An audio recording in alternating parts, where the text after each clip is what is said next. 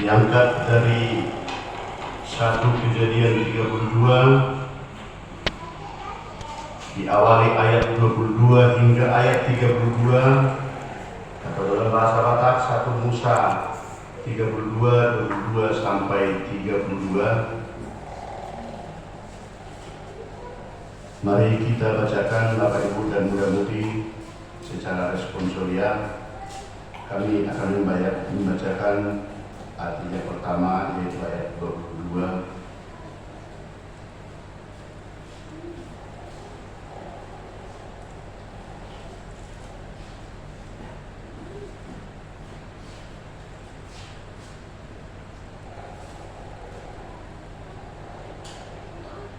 Pergumulan Yakub dengan Allah. Pada malam itu Yakub bangun dan ia membawa kedua istrinya, kedua budaknya perempuan dan ke-11 anaknya, dan menyeberang di tempat penyeberangan sungai Yabok.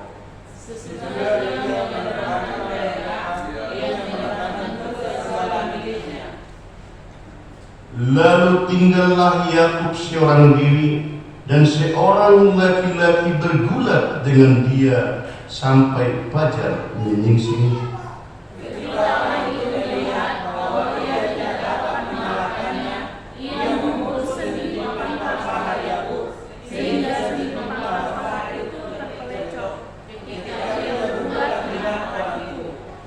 Lalu kata orang itu, biarlah aku pergi, karena fajar telah menyingsing. Sahut Yakub, aku tidak akan membiarkan engkau pergi jika engkau tidak memberkati aku.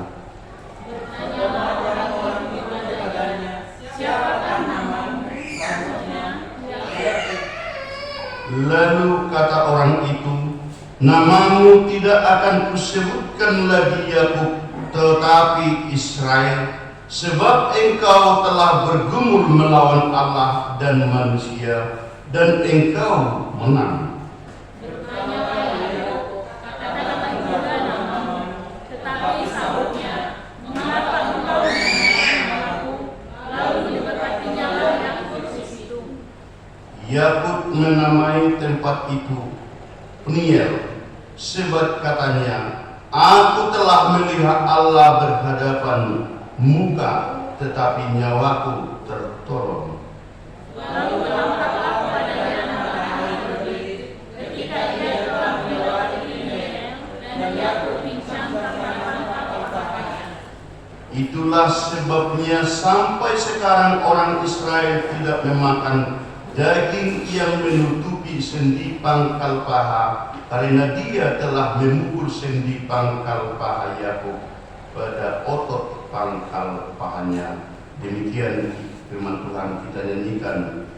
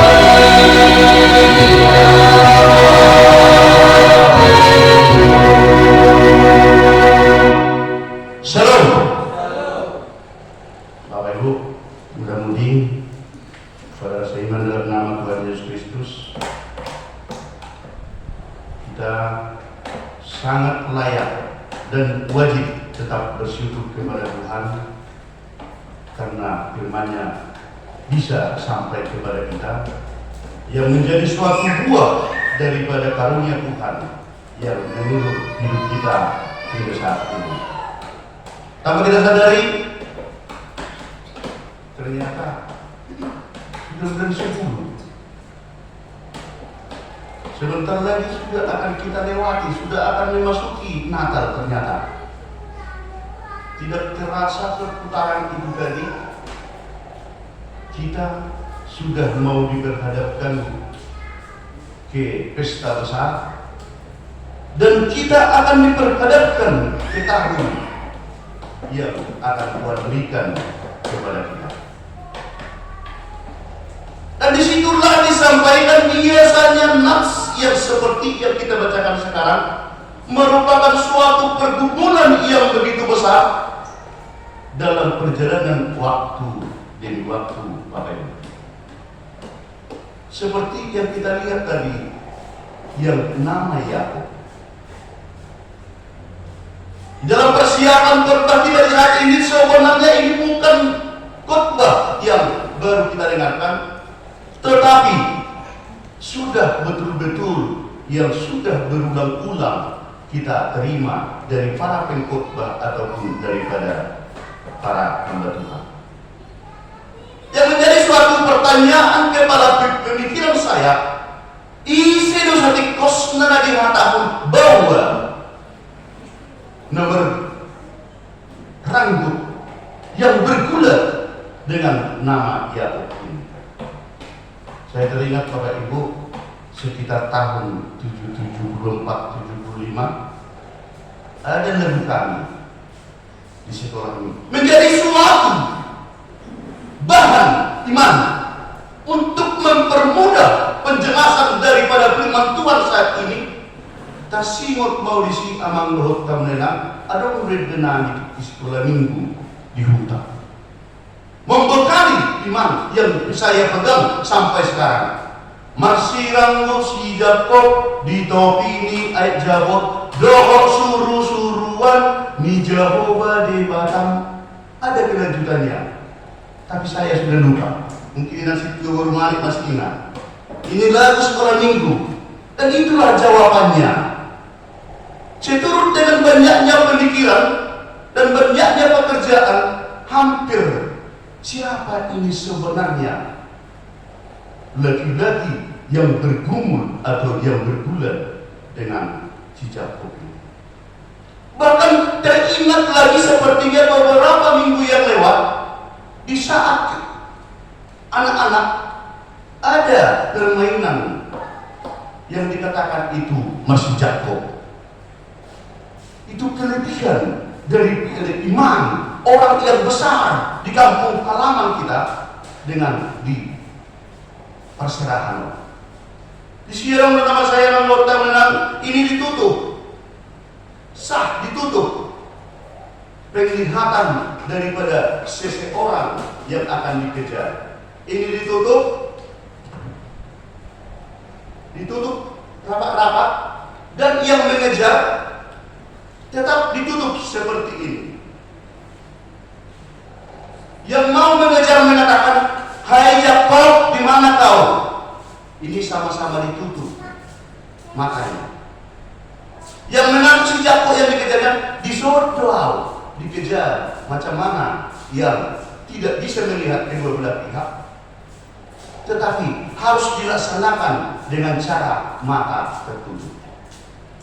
Itu melambangkan suatu yang menjadi suatu nats khotbah seperti di saat ini untuk mempermudah kita. Oh, ternyata begitu kasih karunia Tuhan terhadap orang yang tetap berserah kepadanya. Bapak Ibu yang dikasihi oleh Tuhan, di sini terlihat seorang Yakub yang benar-benar sesuai dengan di nats sebelumnya. Khotbah kita saat ini adalah saudara kembar dari orang tuanya yang bernama Ishak. Saudara kembar dari bapaknya dan ibunya saudara kembar, yaitu bersama dengan saudaranya si Esau. Si Jakob begitu antusias, mempunyai suatu karakter, mempunyai suatu keinginan yang begitu besar akan mendapatkan harta yang begitu banyak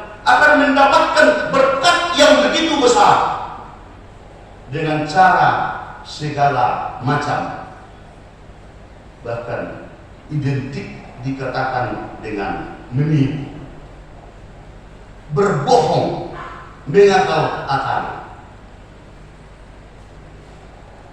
Yakub melaksanakan suatu cara itu, membohongi bapaknya yang namanya Ishak dengan pamannya Laban. Ternyata dengan rasa ambisinya, ternyata bisa dikatakan Yakub bisa menjadi orang besar dan menjadi orang kaya. Di suatu ketika bahwa ada rencana saudara kembarnya, ada rencana saudaranya Esau akan menemui si Yakub dengan pasukannya ada hingga 400 orang. Kalau di bahasa sekarang Bapak Ibu dan muda-mudi, itu yang membuat si Yakub situasi seperti bahasa sekarang gundah gulana atau galau begitu, betul-betul ketakutan dan merasa tidak nyaman, walaupun bisa dikatakan dia sudah menjadi orang yang kaya dan yang besar. Dengan kegalauan daripada si Yakub, dengan kepusingan daripada pemikiran si Yakub, dengan rasa ambisi supaya mendapat berkat itu tadi dilaksanakan atau dilakukan kegiatan apapun yang penting saya dapatkan, walaupun dengan cara berbohong, walaupun dengan cara menipu, walaupun dengan cara yang macam-macam, yang penting ku miliki ini sesuai berkat yang saya inginkan dalam prinsip dan hidup saya. Langkah apa Bapak Ibu dan muda-mudi yang diambil oleh Yakub dengan mendengarkan informasi bahwa saudaranya yang bernama Esau mau menemui dia bersama dengan anggotanya yang hingga 400 orang. Yakub menyelamatkan keluarganya. Yakub menyelamatkan anak-anaknya untuk menyeberangkan ke arah yang jauh, sehingga dia tinggal sendiri. Setelah yang seperti yang kita bacakan tadi, dua perempuannya yang ada diselamatkan bersama dengan 11 keturunannya diberangkatkan menyeberang, dan dia tinggal sendiri. Ternyata di saat mulai malam hingga pagi mereka bergulat dengan sekuat tenaga mereka. Maka dikatakan itu tadi suatu pertanyaan yang besar. Siapa sebenarnya laki-laki yang datang bergulat dengan dia tadi? Berdasarkan yang dikatakan sesuai dengan Hosea 12 ayat 6, sesungguhnya yang bergumul dengan dia itu di malam hari itu adalah malaikat Allah. Sesungguhnya yang betul-betul yang tidak mau melepaskan dan tidak mau dilepaskan oleh Yakub itu tadi adalah malaikat Allah. Itu menjadi suatu hubungan yang begitu akrab dengan yang sudah diajarkan guru sekolah minggu saya dulu, Marsirangu sejak kok di Topini Al Jawa, dohot suruh-suruhan di Jehovah Dewata. Tapi yang dikasih Tuhan, hal ini membuatkan suatu penjelasan yang begitu akurat, walaupun di dalam awalnya bahwa apa arti Yakub itu bisa dinyatakan seorang penipu, pembohong, itu menjadi suatu arti Yakub setelah mereka betul-betul berbolak-balik satu malaman itu bergulat dengan yang sudah bisa dikatakan dengan malaikat Allah mengatakan, lepaskanlah saya. lepaskanlah saya. Dan dia mengatakan tidak mau melepaskan sebelum kamu memberkati saya. Dan paha, kalau di bahasa Batak dikatakan itu tadi. Jadi dibayar sedekah magor ni parsiran tani paniel ay nung mata kaswida apala bohi de bata jaga madu terdiku dungi na di 10 wanai panieli bisa mematani hari di ibadah HP mekatekat ibadah dibayar soitna. Soit yang dikatakan termasuk di atas paha itu tadi, pergelangan itu tadi bertemunya dengan tubuh merupakan suatu kekuatan yang sangat besar.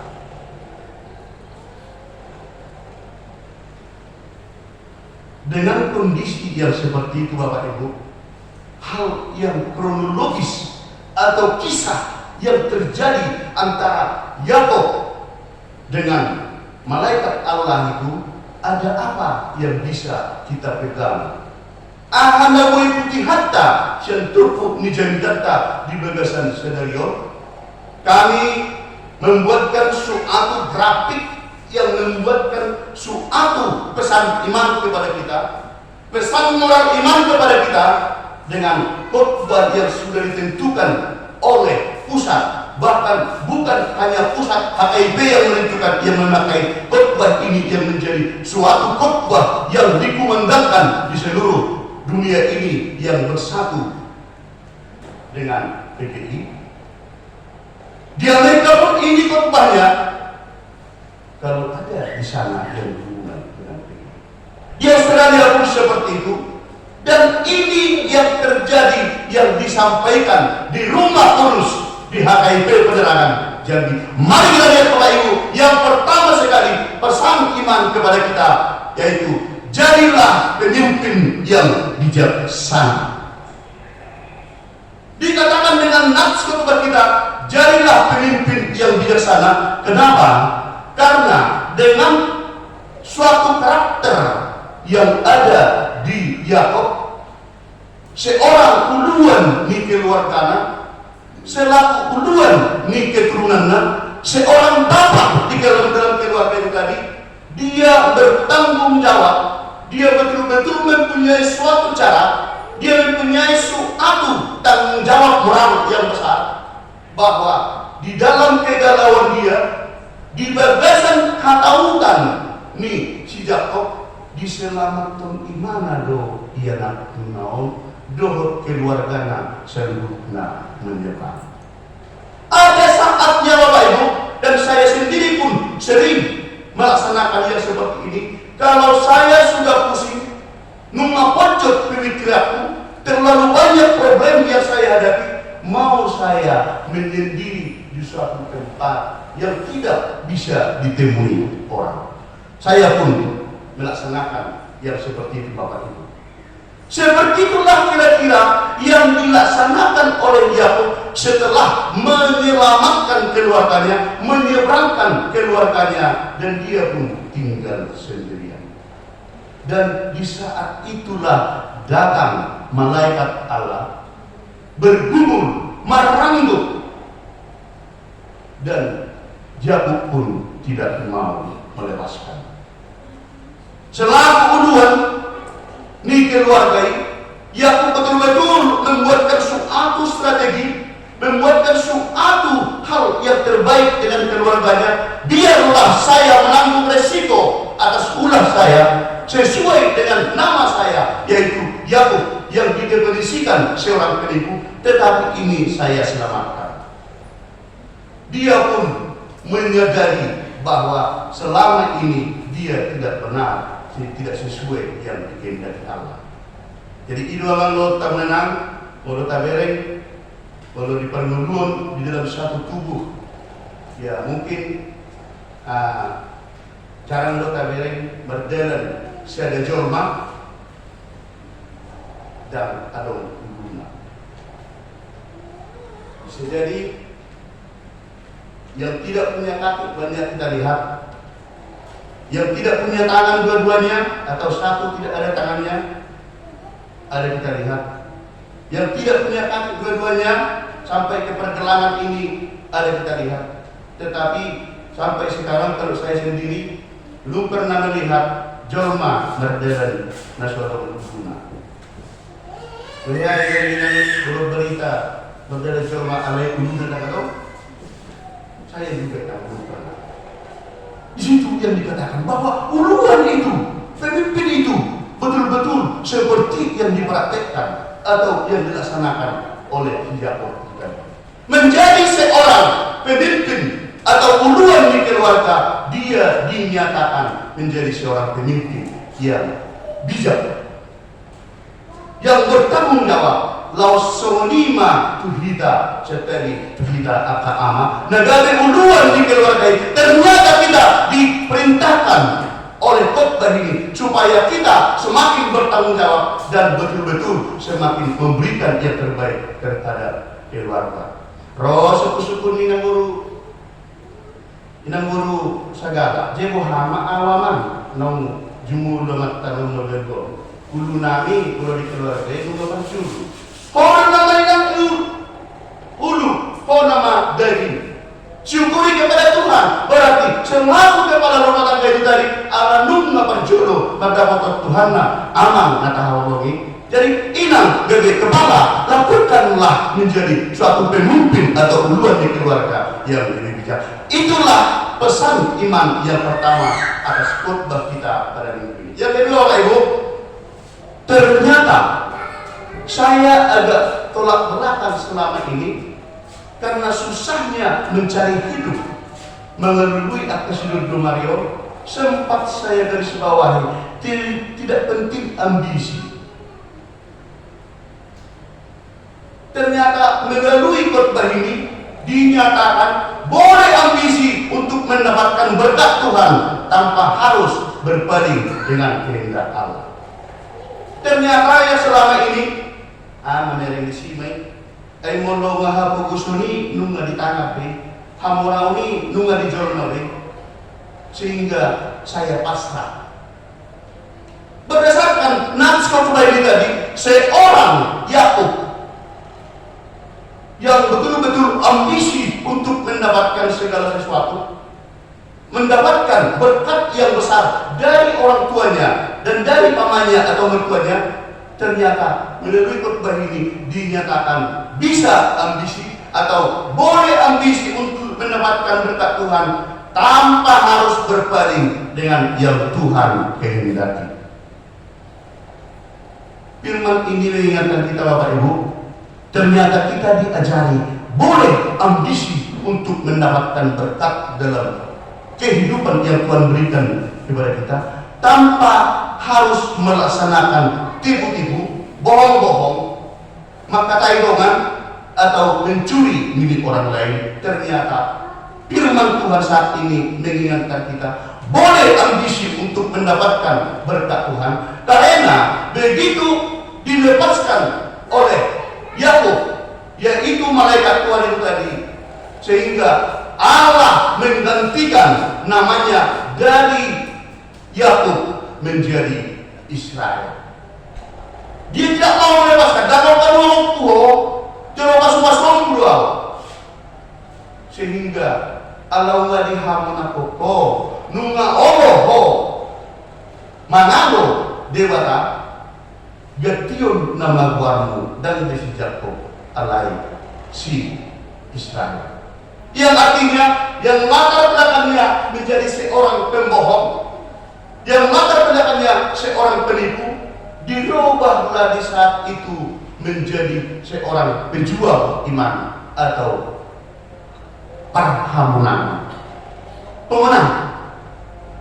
Itu yang diartikan dengan nama itu. Kenapa? Kenapa si laki-laki malaikat Allah itu harus mempertanyakan nama dengan dia? Eisenewarmu, siapa namamu? Siapa namamu? Guarmu si Jakob. Allah bukan tidak tahu bahwa nama dia adalah si Jakob, tetapi mengapa harus dipertanyakan? Di budaya Timur, Bapak Ibu, budaya Timur, nama bisa dikatakan sesuai dengan perbuatannya. Nama sesuai dengan karakternya.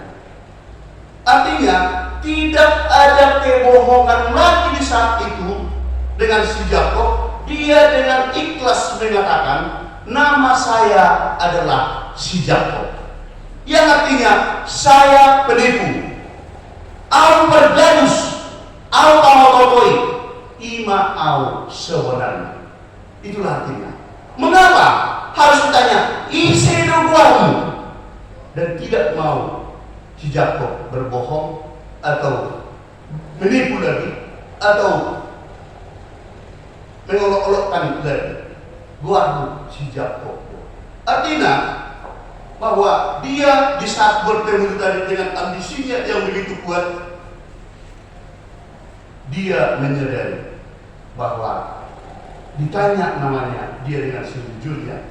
Seperti itulah di budaya Timur atau di hita halak batak perang medok konon medawu gorga tu gabok sarupa goar tu pangalang. Sarupa goar tu pangalang. Jadi mulai halak batak jojok ke Romanino, ada orang yang namanya seperti nama saya si Pandingo kan, tapi selalu lupa. Ada orang yang namanya si Bengek, tetapi tidak pernah dia sabar. Berbeda dengan orang Timur. Kira-kira seperti itulah yang kita bacakan itu tadi. Malaikat Allah yang bergumul dengan si Jakob itu tadi mempertanyakan dengan dia, isi doamu, siapa namamu? Dan dia mengatakan, nama saya si Jakob. Dan itulah uraian, boleh ambisi untuk mendapatkan berkat Tuhan tanpa harus berpaling dengan kehendak Tuhan. Yang ketiga, firman saat ini, pesan iman kepada kita yang menjadi kekuatan kita dan tenaga kita menjalani hari-hari yang Tuhan berikan kepada kita. Perlu genggam Allah dengan erat, mengakui diri seutuhnya. Ibadah kita dalam ini memberikan suatu kekuatan kepada kita. How? Dikatakan.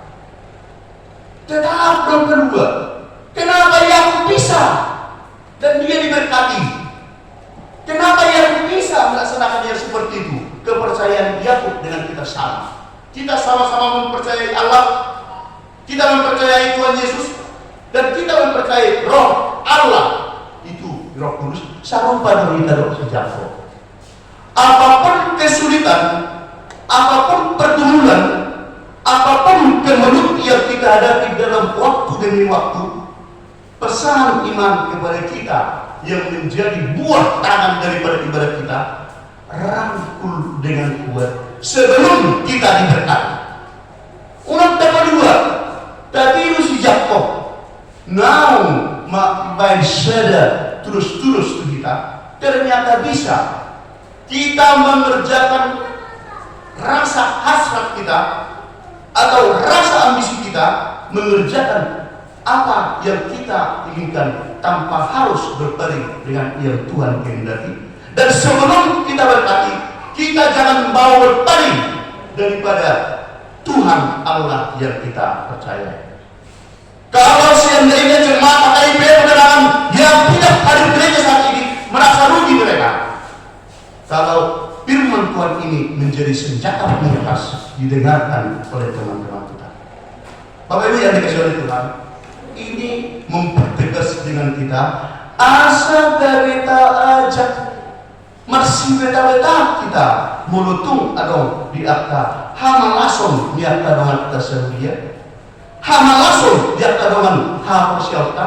Mari kita dengan cara itu tadi yang sudah dibuktikan dengan atas nama seorang Yakob yang latar belakang seorang pembohong dan penipu tadi.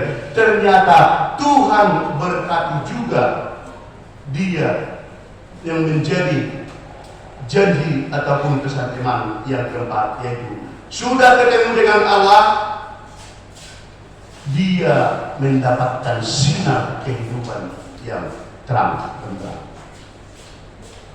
Apapun kesulitannya, pastikan dengan iman kita yang begitu kecil, bisa kita bertemu dengan Allah secara iman, secara haposiauta, boido kita betul dapat pasu-pasu sian Tuhan. Dia kata, dikirim jemaat nomor 439 dikatakan suatu lagu yang indah, berkat Tuhan mari hitunglah, kau kan kagum oleh kasihnya. Berkat Tuhan mari hitunglah, kau niscaya kagum oleh kasihnya. Agar kita yakin dan percaya, mari kita nyanyikan dengan genang bahwa apapun kondisi kesulitan yang kita hadapi, apapun kemelut yang kita hadapi, berkat Tuhan akan tetap mengalir kepada kita, dan mari kita harap pun tetap kuasa dan kehebatan Tuhan kita. Kita nyanyikan, silakan. Kalau di BN 5:12.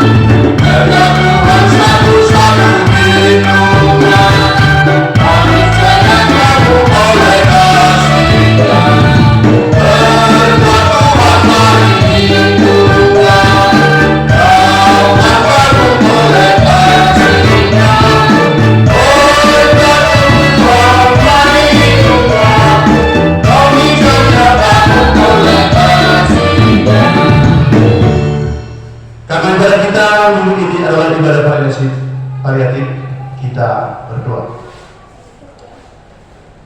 Terima kasih Bapa di surga atas kasih dan karunia-Mu, ya Allah Bapa.